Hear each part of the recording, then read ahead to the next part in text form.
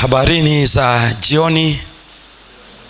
Leo tunalo somo la pekee katika mfululizo wa siku 10, na somo hili ni la 9, ikiwa limebaki somo moja mbele yetu, na somo hili lina kichwa kinachosema alama ya mnyama na maombi. Alama ya mnyama kwa mara ya kwanza imetajwa katika Ufunuo sura ya 13. Halafu mara ya pili ikatajwa na malaika yule wa tatu, ambayo ni Ufunuo sura ya 14 na ule mstari wa 9 hadi wa 12, maana ndio ujumbe wa yule malaika wa tatu. Wa kwanza ni mstari wa 6 na wa 7, wa pili ni mstari ule wa 8, alafu huyu wa tatu yeye ujumbe wake unaanzia mstari wa 9 mpaka wa 12. Baadaye Ufunuo ameendelea kutaja hiyo neno alama. Alama ya mnyama. Malaika huyu wa tatu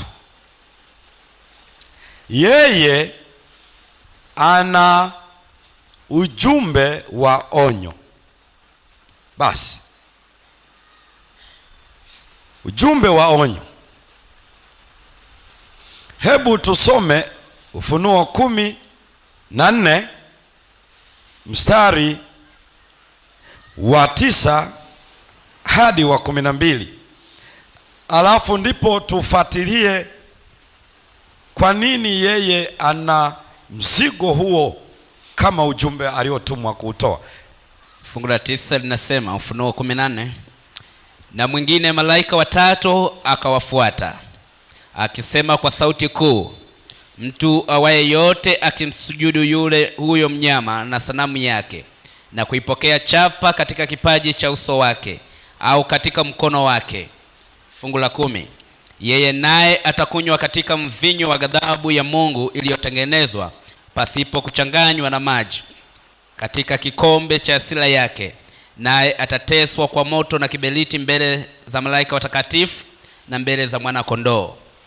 Fungu la 11, na moshi wa maumivu yao hupanda juu hata milele na milele, wala hawana la mchana wala usiku, hao wamsujuduyo huyo mnyama na sanamu yake na kila aipokeaye chapa ya jina lake.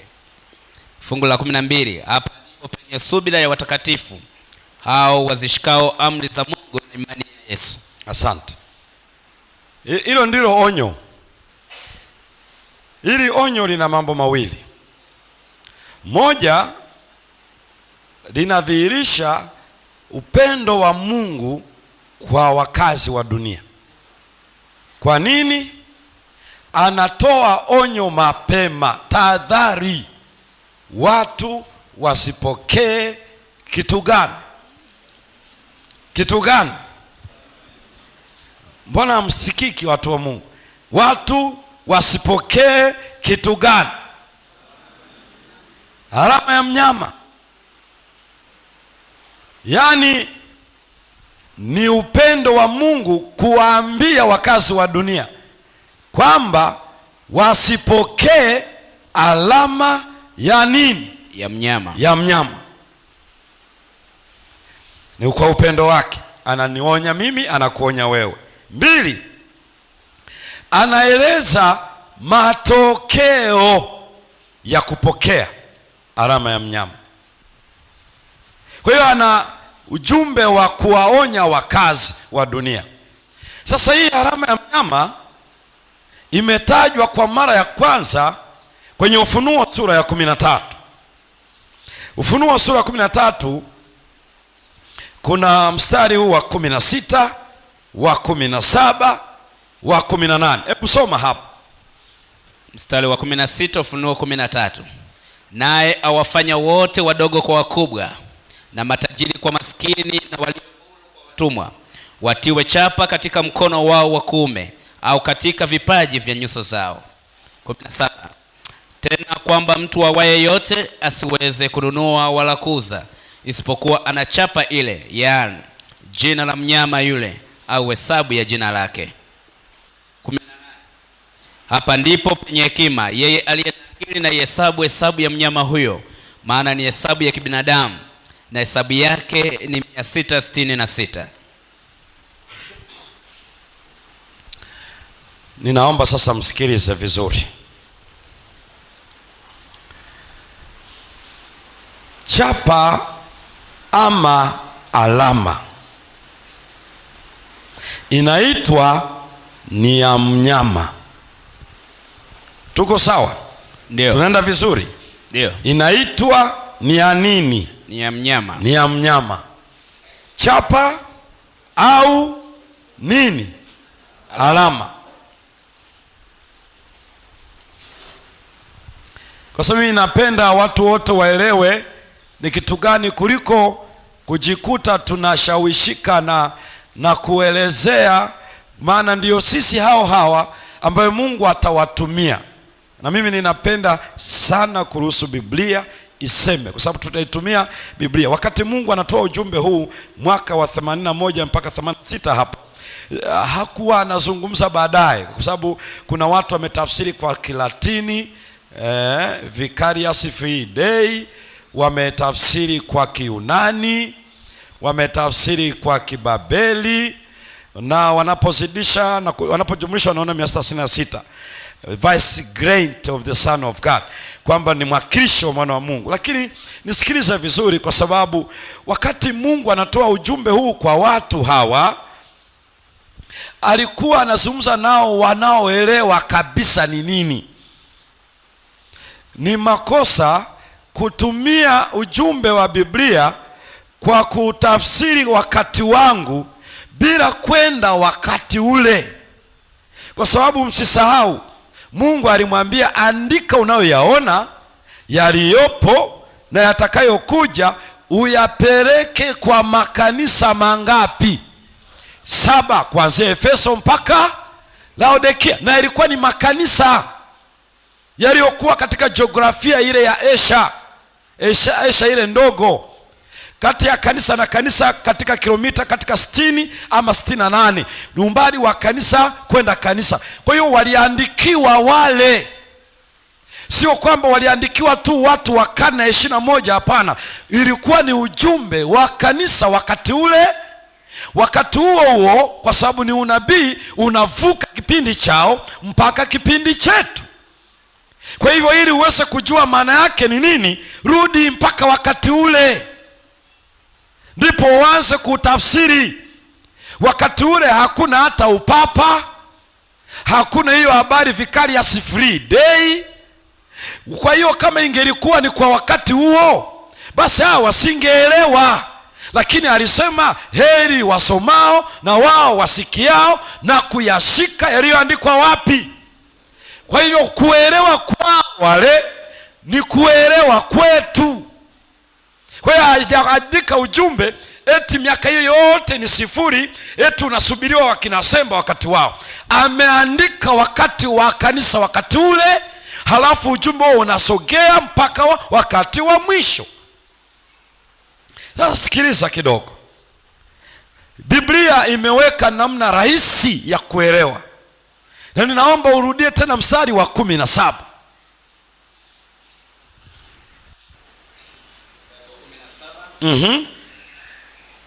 Tena kwamba mtu awaye yote asiweze kununua wala kuuza, isipokuwa anachapa ile, isipokuwa anachapa chapa ile.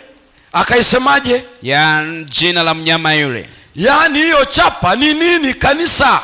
Ni jina. Chapa ni nini? Ni jina. Ni jina la nani? La mnyama yule. Msisiwe kusema tu ni jina. Chapa ama alama ni jina la mnyama yule. Sasa mnyama yule, ninyi si mjaja tu leo, huyo mnyama yule ni yupi anayetajwa?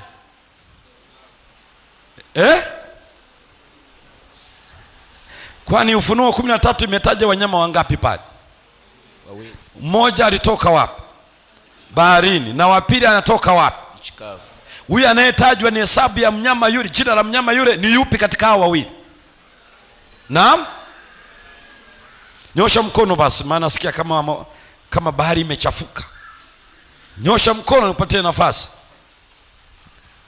Naam, ni mnyama yupi katika wale wawili? Yule wa kwanza anayetokea wapi? Baharini. Kwa nini unafikiri ni wa kwanza na sio wa pili?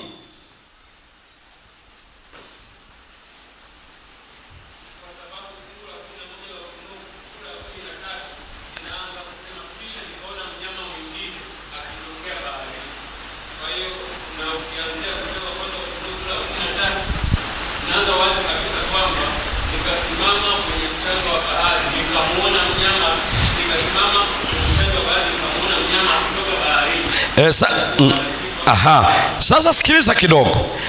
Hebu soma mstari wa 12 uone. Kunachotusaidia tukubaliane naye kwamba ni yule wa kwanza, sio huyu wa pili. Soma mstari wa 12. Naye atumia uwezo wote wa mnyama yule wa kwanza mbele yake. Uwezo wote wa mnyama yule wa ngapi? Wa kwanza. Wa kwanza. Halafu naye aifanya dunia na wote wakao ndani yake wamsujudie mnyama wa kwanza ambaye. Umeona hii mission ya mnyama wa pili? Kazi ya mnyama wa pili aliyoajiriwa ni kufanyaje? Ni kuambia wakazi wa dunia wamsujudia kwake, maana alama na chapa ni hivyo, na jina ni la kwake. Kwa hiyo huyu ni kibarua anamfanyia, ni mtumishi wake, ndio kazi yake. Yaani katika kutenda kwake. Umechoka? Maiga. Akimalizia mstari wa 15 inaendelea kusema ya kwamba hata ile sanamu ya mnyama inene na kuwafanya hao wote wasio msujudu sanamu ya mnyama uwawe. Ngoja visoma vizuri hapo bwana. Wasiosujudu sanamu ya mnyama. Na kuwafanya hao wote wasio isujudu sanamu ya mnyama uwawe. Wote yani yeye ni kuhakikisha wote wanaanguka kwa yule sanamu ya mnyama. Wote wanakwenda kupata chapa ya mnyama. Ndio kazi yake. Na kwamba ndio tukasoma pale, yeyote asiyekuwa afanye nini? Auawe. Wadogo kwa wakubwa, tajiri kwa maskini, walio huru kwa sio huru. Yani ametaja umri, akataja hali ya kiuchumi, akataja hali ya uhuru, freedom, kwamba wako gerezani ama wako gerezani, ni watumishi ama wamejiajiri wenyewe, katika umri bila kujali umri, lakini atawashurutisha wote wamsujudie mnyama yule wa kwanza. Na sasa anasema wapokee chapa ama hesabu yake. Na ametueleza mstari wa 17, yaani kitu gani? Jina la yule nani? Mnyama. Nyama. Au hesabu ya jina lake. Au hesabu ya jina lake. Ndipo sasa, kabla hujaenda kwenye 666, maana usipoelewa haya lazima kule utachemka. Lazima tu ile 666 utatafuta namna nyingine ya kuungaunga. Lakini ungelisikiliza Biblia yenyewe na kueleza, imesema hivi, chapa ama hesabu yake ni kitu gani hicho? Ni kitu gani? Jina la yule mnyama. Jina la yule mnyama. Kwa hiyo unapozungumzia habari ya alama, unapozungumzia habari ya chapa, unapozungumzia habari ya hesabu, unazungumzia jina. Ni kama Ufunuo. Hebu nenda Ufunuo sura ya 7 usome mstari wa 3, wakati wanajibu lile swali kwa hawa wanaotiwa muhuri hawa. Hebu soma Ufunuo sura ile ya 7 mstari wa 3. Akasema, ndio, msiudhuru nchi wala bahari wala miti, sawa, hata tutakapokwisha kuwatia muhuri watumwa wa Mungu wetu juu ya vipaji vya nyuso zao. Watumwa wa Mungu wetu wanatiwa mihuri kwenye vipaji vya nyuso zao. Tunasikia alama ya mnyama na inawekwa wapi? Kwenye paji, kwenye vipaji ama katika mkono? Kwenye mkono. Kwenye paji la uso ndio ubongo unaofanya maamuzi. Forebrain. Nioge nisioge, niende kanisani nisiende, nile ama nisile, ni forebrain. Ndio lugha inayotumika paji la uso. Ina maana watu wafanye hiari yao wenyewe kusujudu. Na anatumia nini? Anatumia ishara kuwakosesha wakazi wa nini? Wa dunia. Na alafu jana tukaona kitu gani kingine? Kikombe cha mvinyo cha ghadhabu ya uasherati wake. Yaani mafundisho ya uongo, akiyawekea muhuri na miujiza ya uongo. Hivyo vitu viwili hivyo vitakosesha wanadamu, wanajikuta wanamsujudu joka. Na msisahau wakati tunasoma mnyama wa kwanza alipewa mambo matatu: moja, uwezo; mbili, kiti cha nini? Cha enzi; tatu, nguvu nyingi. Halafu tukasoma hivi, wakazi wote wa dunia wakastaajabu, wakamsujudia nani? Umeona? Sifuri. Umeona tunapopata sifuri mchana kweupe? Walimsujudia mnyama joka. Maiga, hebu soma, wasomee vizuri mstari ule wa 4, maana hatuhitaji kunani hapa. Walipomwona yule mnyama walimsujudia mnyama, wasujudia nani? Hebu soma Ufunuo 13. Hata Maiga naye akumbuke. Ufunuo 13, hebu soma mstari ule wa 4. Na soma mstari wa 5, sio wa 4. Soma mstari wa 5. Naye akapewa kinywa cha kunena maneno makuu ya makufuru. Akapewa uwezo wa kufanya kazi yake miezi 40. Neno mstari wa 4. Mstari wa 4. Wakamsujudi yule joka kwa sababu alimpa huyo mnyama uwezo wake. Walimsujudu mnyama? Joka. Walimsujudu nani? Kanisa? Joka. Kwa hiyo wakati huyu mnyama wa pili anaambia wamsujudie yule mnyama na sanamu yake, yule mnyama naye sio anayepokea ibada. Yule mnyama yeye yuko pale, lakini anayepokea ibada ni nani? Ni joka. Ni joka, kwa sababu vyote hivyo ni vya joka. Vyote ni vya joka, vyote ni vya shetani. Ndio maana unaona mnyororo wa yeye amejificha, lakini ndiye anayechukua ibada. Watu wanapomwabudu mnyama, kumbe inaenda kwa joka. Watu wanapoambiwa msujudu mnyama, kumbe wanaenda kwa joka. Na hivyo wanaposikia wenye alama ya mnyama ama hesabu ya jina lake. Sasa tulikuwa tumerudi hapa ili tulikuwa tuko kwenye Ufunuo sura ya 7 mstari wa 3. Watumwa wa Mungu wapokee wapi? Kwenye paji la uso. Wapokee kitu gani? Muhuri. Ili usibabaike, muhuri ni nini? Ni rahisi kusema ni Sabato.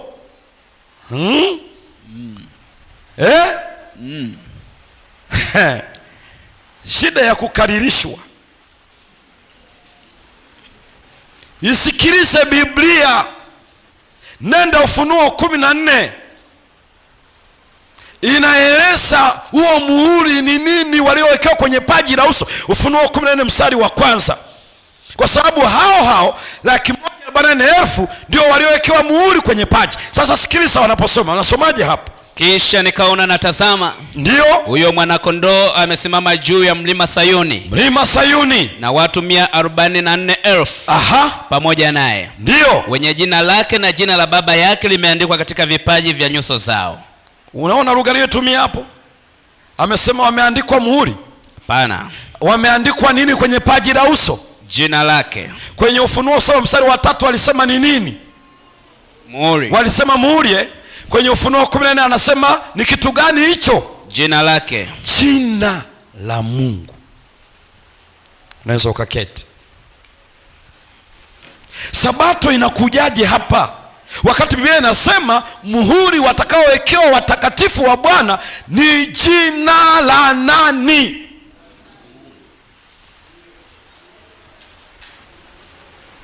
Na ndio maana usipoijua Biblia, unapomfundisha mwingine, unamweleza muhuri ni Sabato, anakuuliza unasoma wapi? Unaanza kusema viko vitabu. Viko vitabu Kwani unasoma? Si umeniambia kwenye Biblia? Ni sawa na watu ambao wanasoma leo kwenye Ufunuo 12 mstari wa 17, joka akamkasirikia mwanamke akaenda afanye vita na wazao wake waliosalia, wazishikao amri za Mungu na kuwa na ushuhuda wa Yesu. Akitoka hapo anakupeleka Ufunuo 19 mstari wa 10, wenye ushuhuda wa Yesu. Maana ushuhuda wa Yesu ndio roho ya unabii. Sasa unamuuliza roho ya unabii ndio nini? Anakueleza maandiko ya N.G. White. Sifuri. N.G. White amekuja miaka 1800 na Yohana anaambiwa habari hizo kwenye karne ya kwanza. Yaani Mungu leo alete ushuhuda wa Yesu eti uje usubiri mpaka aje N.G. White? Ni utapia mlo. Ushuhuda wa Yesu, lakini amehitaji yeye mwenyewe kwenye Ufunuo sura ile ya kwanza mstari wa kwanza, ameita yeye mwenyewe. Hebu soma usikie. Ufunuo wa Yesu Kristo aliopewa na Mungu aonyeshe watumwa wake mambo ambayo kwamba hayana budi kuwako upesi. Naye akatuma kwa mkono wa malaika akamwonyesha mtumwa wake Yohana. Unasikia? Akamwonyesha mtumwa wake nani? Yohana. Soma mstari wa 4. Mstari wa 4 unasema Yohana kwa yale makanisa 7 yaliyoko Asia. Neema na iwe kwenu na amani. Ndio zitokazo kwake yeye aliyeko na aliyekuwako na atakayekuja. Na zitokazo kwa roho 7 walioko mbele ya kiti chake cha enzi. Paka ngapi? Ni mstari wa 4 huo? Ndio. Oje, hebu soma mstari wa 2. Kuna kitu unachokitafuta hapo na ni sura ya kwanza. Hebu soma mstari wa 2. Aliyeshuhudia neno la Mungu. Aliyeshuhudia neno la Mungu. Na ushuhuda wa Yesu Kristo. Na ushuhuda wa Yesu Kristo. Yaani mambo yote aliyoyaona. Umesikia alichotafsiri ushuhuda wa Yesu ni nini? Kwa nini tunakimbilia N.G. White? Ameita yeye mwenyewe ushuhuda wa Yesu Kristo, yaani mambo mangapi? Yote ambayo ameyaona, yaliyofunuliwa, aliyoyaleta malaika Gabrieli akiwa msikizi wa Patmo. Anazungumzia neno la Mungu, habari njema za yeye yuaja upesi. Ameita ni ushuhuda wa Yesu nani? Halafu sisi tunasema maandiko ya N.G. White kwa vile yanaitwa roho ya unabii.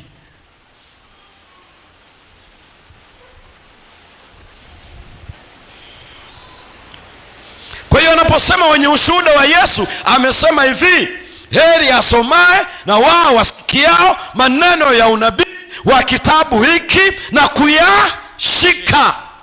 Hayo ndio ushuhuda, pamoja na neno la Mungu yote tangu ameyafunua kwa Musa.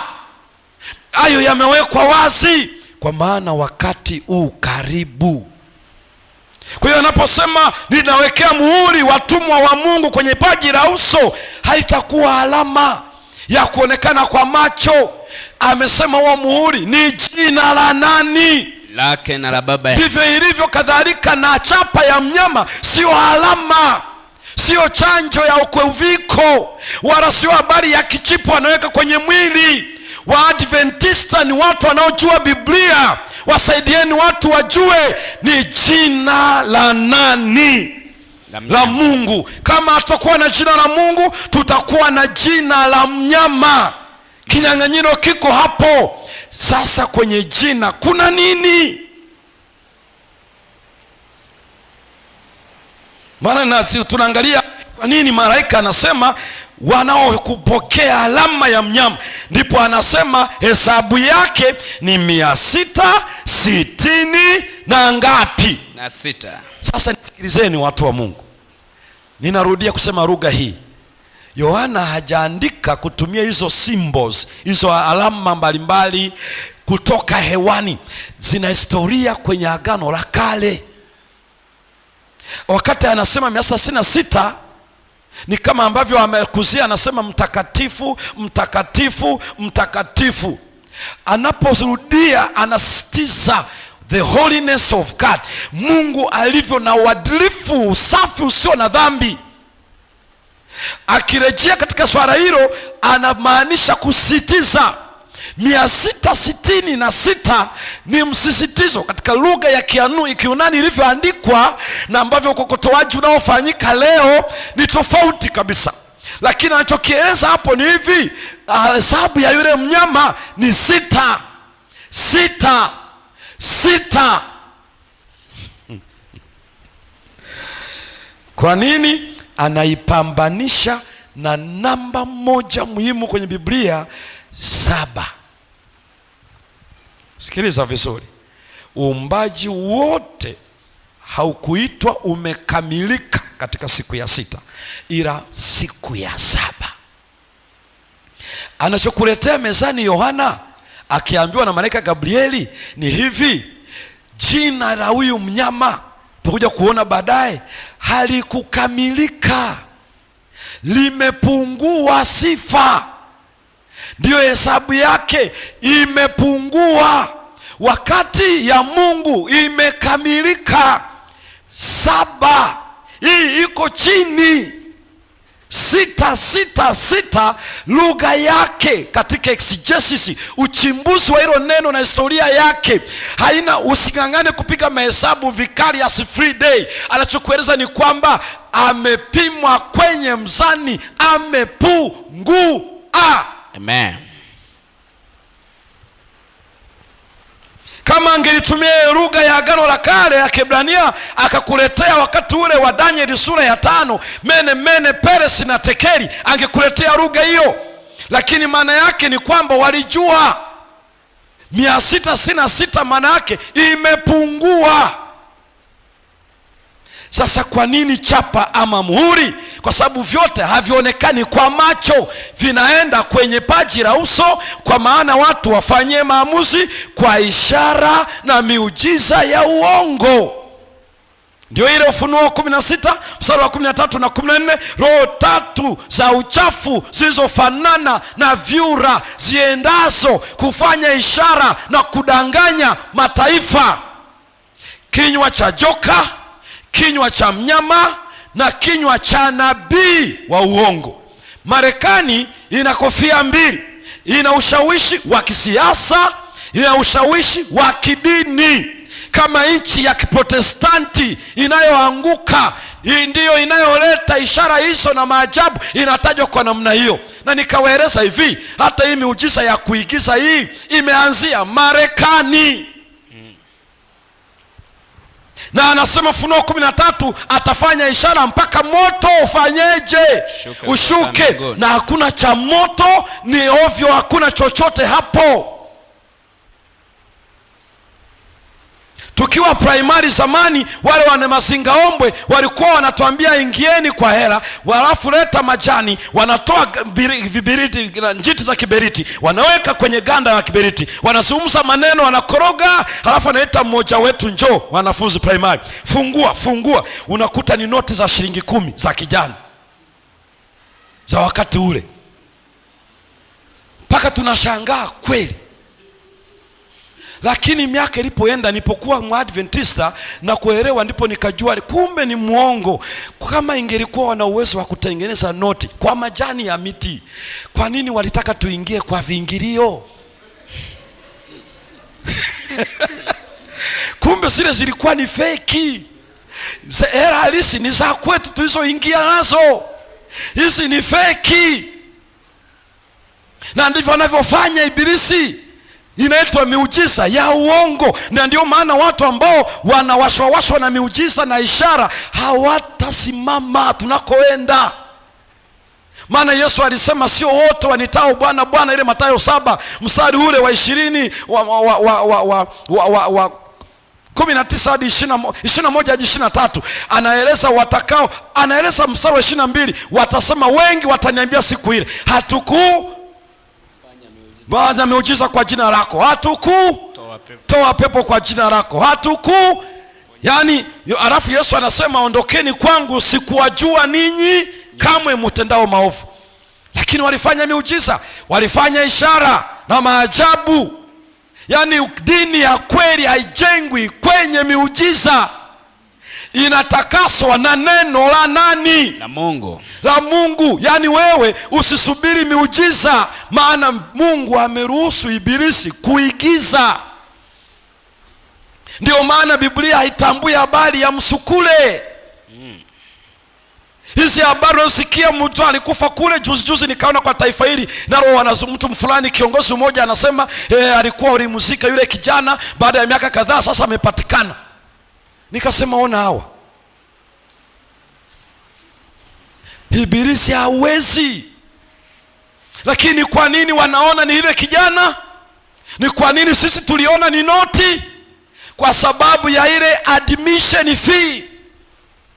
Tulipoingia kwa hiyo kiingilio, tukawa chini ya nguvu ya udanganyifu. Na ndio maana wale wanaosema ni kupake dawa umuone yuko hapo pembeni, hata kama akikwambia leta tu mtama, leta tu sijui kitu gani, hicho ni kiingilio cha kuwa chini ya udanganyifu. Na lazima utaona hayo maruweruwe. Ndio maana Biblia tusaidie kujua ya kwamba wanaokufa makaburi ni nyumba zao, hata nini milele hawatazuka. Huo ndio udanganyifu wake. Kwa hiyo anaweza ukaona moto unashuka, hakuna cha moto. Ibilisi hawezi kuumba moto, wala hata mchanga hawezi, ila kwa sababu ya ule utukufu alio nao anajibadilisha namna hiyo. Anajibadilisha, unaona ni basi na taa zinawaka na injini inaunguruma, unafikiri ni basi inapita, ni ibilisi mwenyewe. Ndio maana wanaosema wao tulienda kule chini ya bahari tukawakuta wakina fulani, usiwategee masikio, wako chini ya udanganyifu. Ibilisi anaandaa mazingira kama wa rangi, wanapaka mpaka unadhani kuna upande wa pili, kumbe kuna ukuta. Ibilisi anapiga rangi kila kitu, mpaka wanakwenda wanafikiri walikuwa chini ya bahari. Hawajawahi kwenda chini ya bahari, wako chini ya udanganyifu. Hayo yote ni kutuandaa kwa ishara na miujiza kuingia kwenye chapa. Maana yake kukubali jina lake. Jina lina mambo makubwa manne. Toka wakati Yohana anaandika habari hizo, muhuri ama jina lilikuwa na mambo manne pekee. Moja, ilikuwa ni kufanya kitu kiwe halisia. Nisikilize vizuri, genuineness. Na ndio maana waniweka alama ama chapa ama muhuri kuonyesha hii barua sio feki, ni genuine, imetoka ofisi husika. Ilikuwa kazi ya chapa ama alama ama muhuri. Kazi ya pili, wakiweka hivyo walikuwa wanaonyesha umiliki, ownership, kwamba ukiweka alama hii ni Asemba. Na ndio maana wanakoelama alama kwa mifugo wanaelewa. Ukiweka alama kwenye sikio la namna hii ama kwenye paja la ng'ombe, wanajua wao ng'ombe ni wa fulani. Alama tangu zamani waliweka kuonyesha umiliki, ni mali ya nani, ownership, na zilikuwa zinatembea kwa jina lake. Tatu, alama ya mnyama ilikuwa inamaanisha, nisikilizeni vizuri, wakati Yohana anaandika habari hiyo, alama ama chapa ama muhuri. Moja, nimesema nini? Naam, uhalisia, genuineness. Mbili, nikasema nini? Umiliki. Tatu, ilimaanisha tabia, character.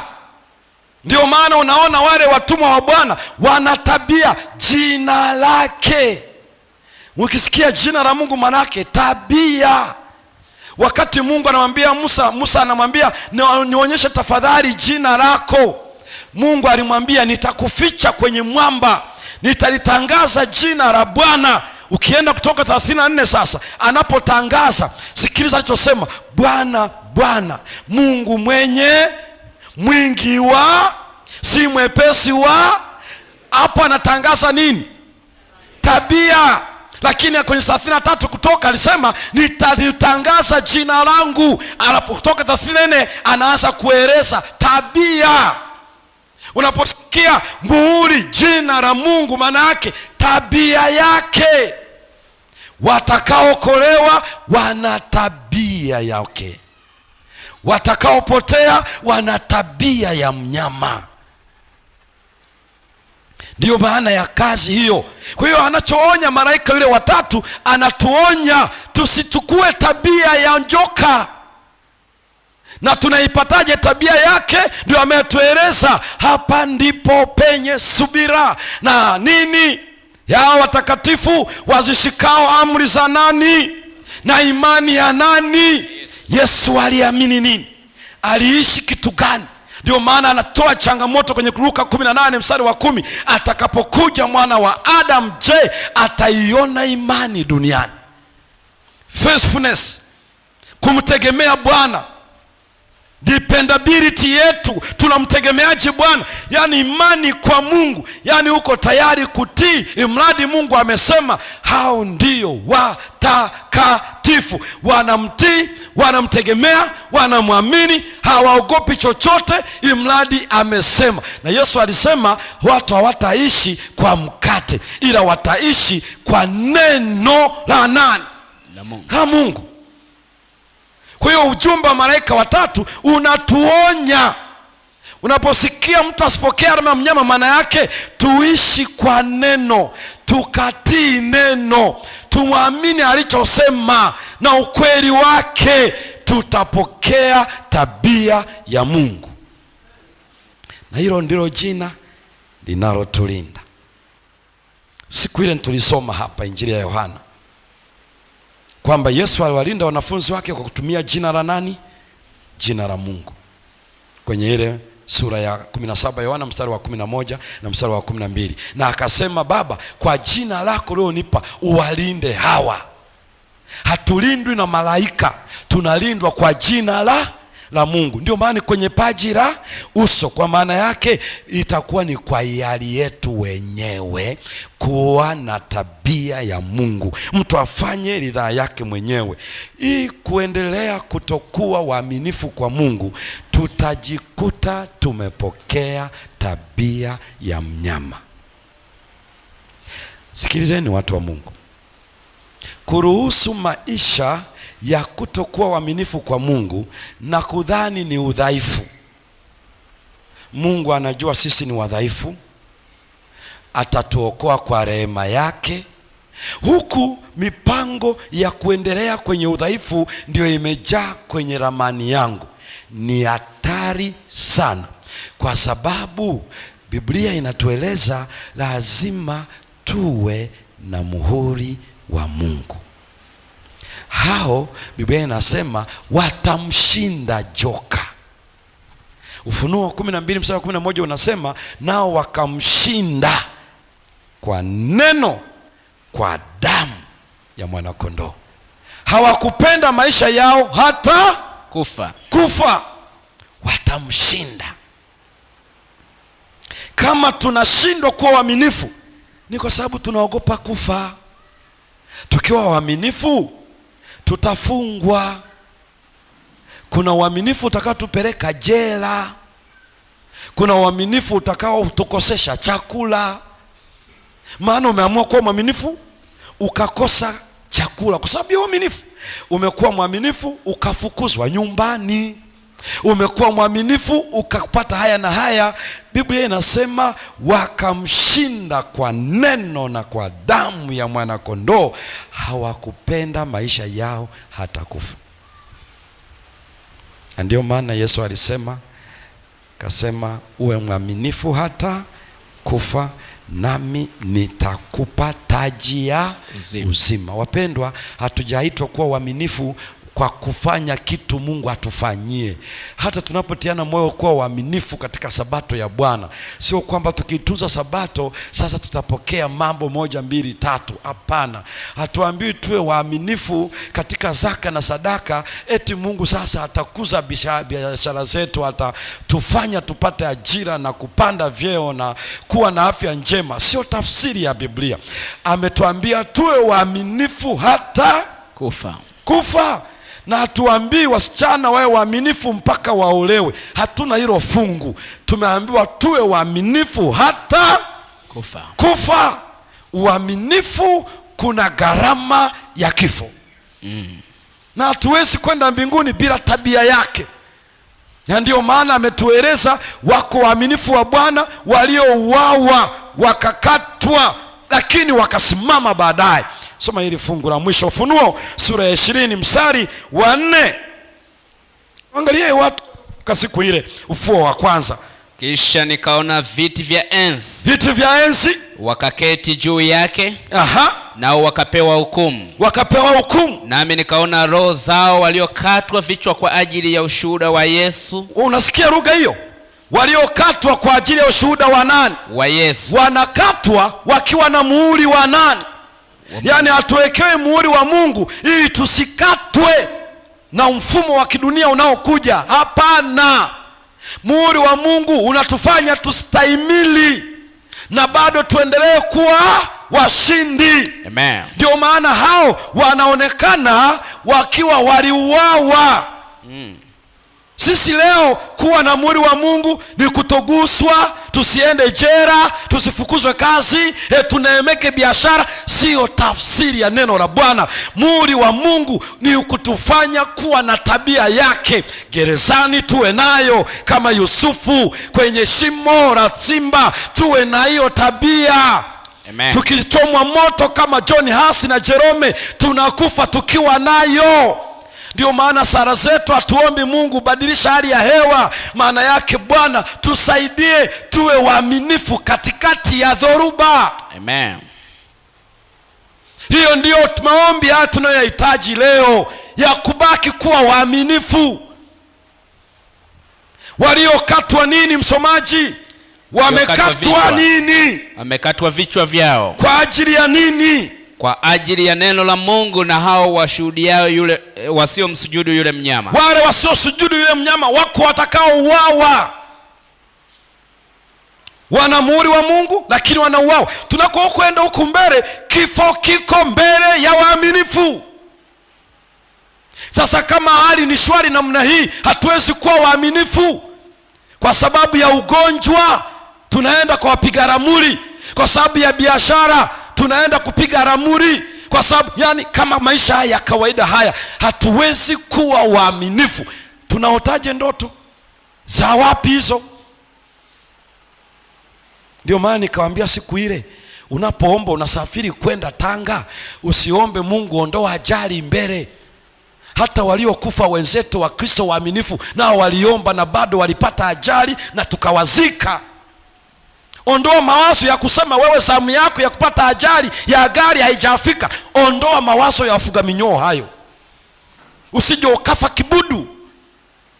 Tunapojikabidhi kwa Bwana kwa safari, maana yake changamoto zoko huko mbele, Bwana sisi nitoe mkononi mwako. Amen. Niwaze mapenzi yako, niwe mwaminifu tunaposafiri. Sio kwamba Mungu afagie barabara, ajali zote pangua, mtumishi wako sasa nasafiri. Wewe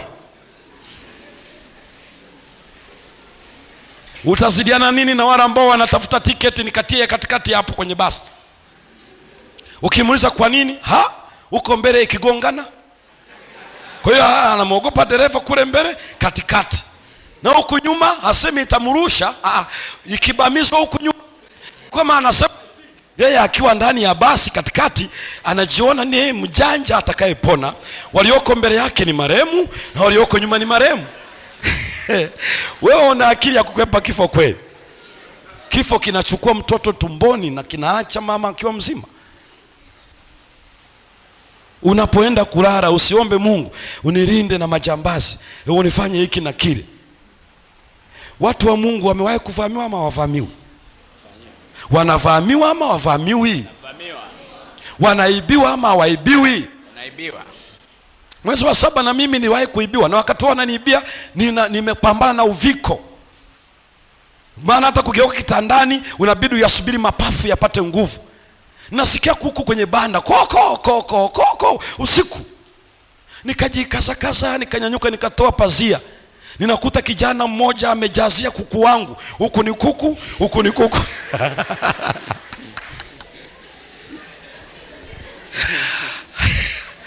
Unajua siwezi kutembea wala kufanya nini.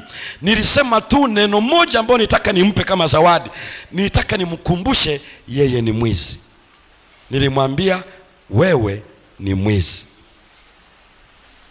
Hakuna jingine niliyozungumza. Sasa useme inakuaje kwa mtu wa Mungu wakija watawanyike mara 7? Siku ikikutokea unasema Mungu uko wapi? Umemwachaje mtumishi wa Bwana mpaka nyumba yangu imepata shoti ya umeme? Waliokatwa shingo kwa ajili ya ushuhuda wa Yesu. Amen. Halafu na watu gani tena wamesemaje hapo? Malizia tu hilo fungu. Sema wala sanamu yake. Hawakusujudu wala sanamu yake hawakuisujudia. Wala hawakuipokea ile chapa katika vipaji vya nyuso zao. Hawajawahi pokea chapa yake mikono yao, wala katika mikono yao. Nao wakawa hai. Wakatawala pamoja na Kristo miaka 1000. Yesu atakapokuja mara ya pili, waaminifu wake watafufuka. Hapo wanatajwa wale waliokataa kwa sababu ya imani, wakatoa maisha yao madhabahuni. Kristo anatutaka tuishi kwa mambo mawili. Tuwe watumwa wake kama ng'ombe wanaokokota jembe kwa ajili ya wokovu wa wengine. Lakini wakati huo amesema toeni miili yenu kama dhabihu iliyo hai. Baada ya kazi hii, kuna wakati mwenye ng'ombe atamtoa ng'ombe katika sherehe. Usiseme Mungu wangu uko wapi, anapokuruhusu uwekwe madhabahuni. Na ndio maana katika lile muhuri ule, katika muhuri wa 5 ule, muhuri wa 5 na muhuri wa 5 kwenye ile Ufunuo sura ya 6 anasema nikaona roho zao waliochinjwa katika madhabahu, wakasema Mola, hata lini kutolipiza kisasi damu ya watu wake? Alafu jibu la Mungu likasema tulizeni, maana hesabu haijatimia, wako watakao kufa kama ninyi pia. Uende usome uone sura ya 6. Na hatujui ni nani atakayeitwa awe mwaminifu wakati anasingiziwa anaenda gerezani. Lakini sisi hapa tukisikia kesho ndio hukumu, watu wa Mungu Kikuyu tufunge. Na tunafunga kwa ajili ya nini? Mungu batilisha kesi. Na mnafunga hapa wote, alafu kesho miaka 30 jela. Ndio mnajiuliza hivi hakuna mtu mwenye imani aliyeomba? Hatuombi ili Mungu abatilishe kesi. Tunaomba Mungu mfanye mtumishi wako awe mwaminifu katikati ya dhoruba. Ndio maana kama mtu ameombwa, anaumwa, amelala hospitalini Benjamin ama General, hatuendi kuomba wakati ugonjwa ni mkubwa na Mungu inua mtumishi wako, kazi yako inamungoja. Wewe si useme tu nataka kuishi. Kwa nini unajibanza hapo kwenye kazi ya Mungu? Alikwambia ukifa wewe kazi yake itakufa. Kuna watu wa Mungu wengi wamekufa na kazi yake inafanyaje? Kazi yetu ni kuambia Bwana, katikati ya ugonjwa huu aliopo, iwe ni pressure, iwe ni saratani, iwe ni uviko, iwe ni nini, imani yake isijitenge nawe. Maana Ukristo umeshinda kaburi na mauti. Hii ndio anasema wakawa hai, wakatawala pamoja na nani? Na Kristo miaka 1000. Kwa hiyo sisi siku zote tunapozungumzia tangazo, onyo, ni upendo wa Mungu. Kinachotafutwa kwangu na wewe kuwa waaminifu kwa neno la Bwana. Kadri unavyokuwa mwaminifu kila siku, unajiweka maeneo ya kupokea muhuri wake. Kadiri unapokuwa huku tofauti, usi mwaminifu hata kama unaitunza Sabato. Ukweli ni huu wapendwa, anatafuta uaminifu mkamilifu, na Mungu atatupigania na tutatawala pamoja na Kristo. Amen. Sisi kesi yetu sio kusema kuna mateso ya mnyama, watatembea juu ya misumari wakiwa peku, watarazwa, wakatachunwa ngozi wakiwa nini. Yaani hayo yasikuangaishe. Walio kwenye kitabu cha uzima cha mwana kondoo hawatasujudu. Amen. Usihangaike sana kubakiza jina lako kwenye kitabu cha ushirika cha Kikuyu, lakini kile cha mbinguni haupo. Ni hasara. Ni wale tu walio kwenye kitabu cha Kikuyu na bado wako kwenye kitabu cha uzima cha mwana, hao utafanya utakachofanya hawatasujudu. Tumepewa onyo, na hili onyo linarudi kwetu: iweni waaminifu hata kufa, atatupatia taji.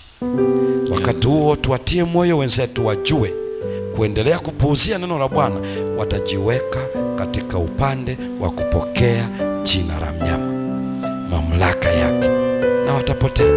Kwa hiyo Mungu atujalie tunapokwenda kupiga magoti jioni ya leo, zungumza kile ambacho unaweza kuzungumza na Mungu, na baada ya dakika mbili tutapata ombi. Mzee wa kanisa Michese yuko hapa, ataomba baada ya dakika mbili.